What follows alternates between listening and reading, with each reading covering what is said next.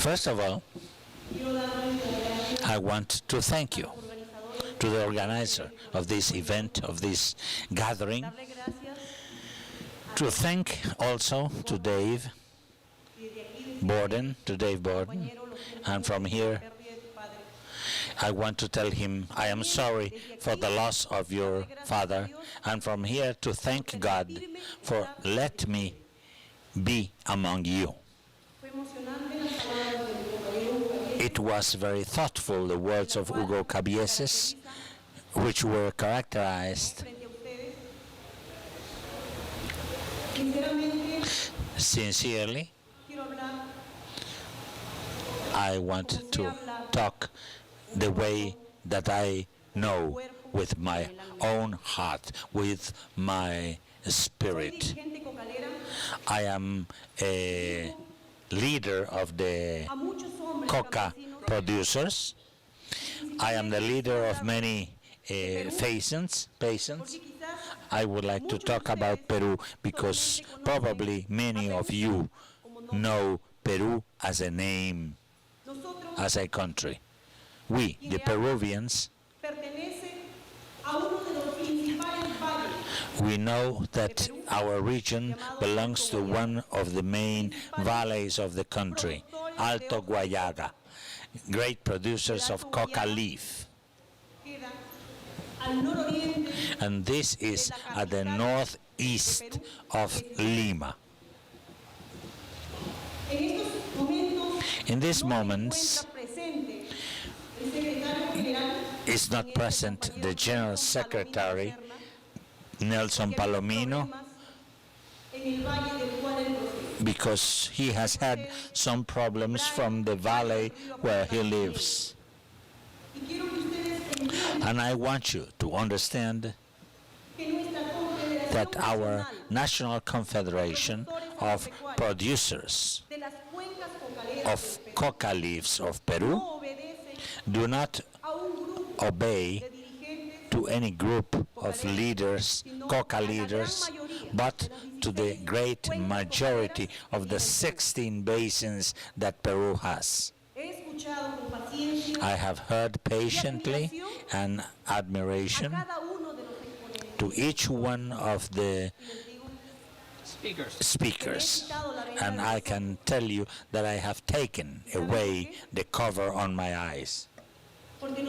And you know why? Because there in Peru, right there in that small world, we have always thought that the North Americans thought wrongly about us, and they were against us, the producers of coca leaves, the forgotten peasants, the most attacked link by our government as well as the U.S. government, the last wheel of the car. We thought that you, our North American brothers and Europeans, that you were against our own existence. Why do I say so? Because for us, the sacred coca leaf, it is our life. It is our history. It is our economy. It is education for our children. It's health. And it's also love. When I was listening to a Mexican colleague to speak, to say, if you want to drug yourself, let him do it. Why don't we make efforts? Why don't we fight this pressure that is on us by our government?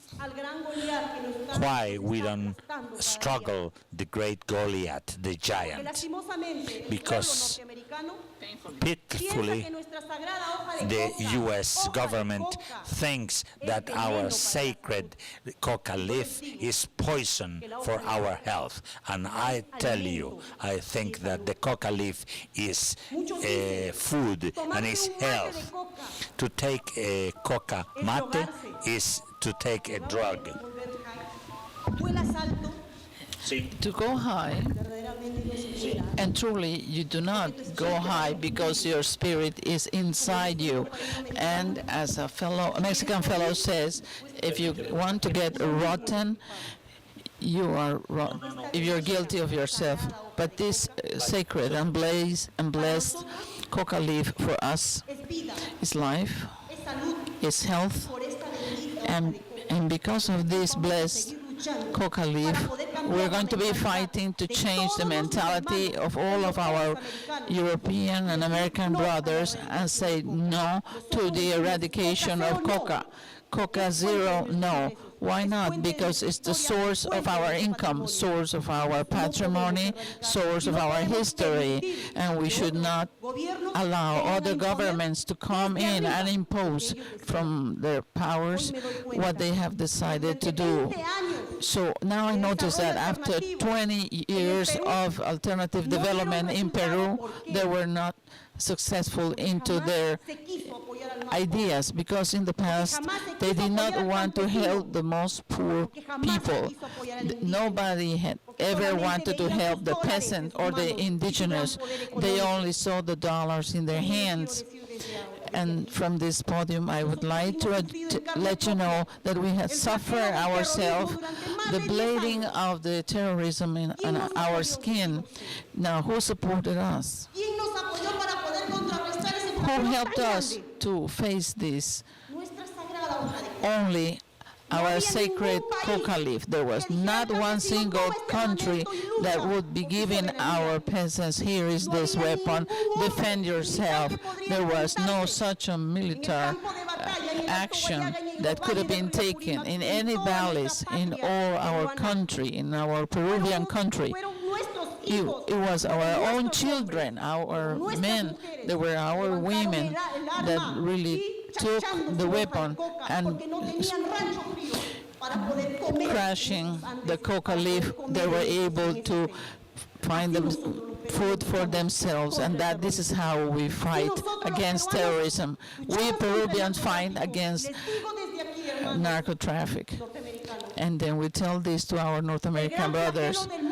The great damage to the world is narco traffic. But for Bolivia, for Peru, for Colombia, the greatest damage is hunger. And that is why I'm here.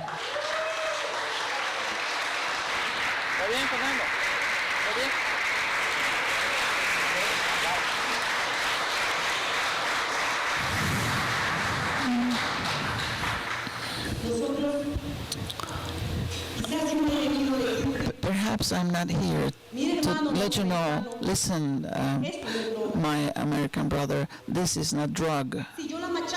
If I smash these, they will be turned into green flour, not into that white dust. And this is the the green flour that we want to export. And this is the food that we want you to know and have it at home, but not to miscarriage your own health, but the knowledge of your own children. All of you know, as countries very much more, far more developed than us, that the coca leaf has a lot of benefits. We have a national company.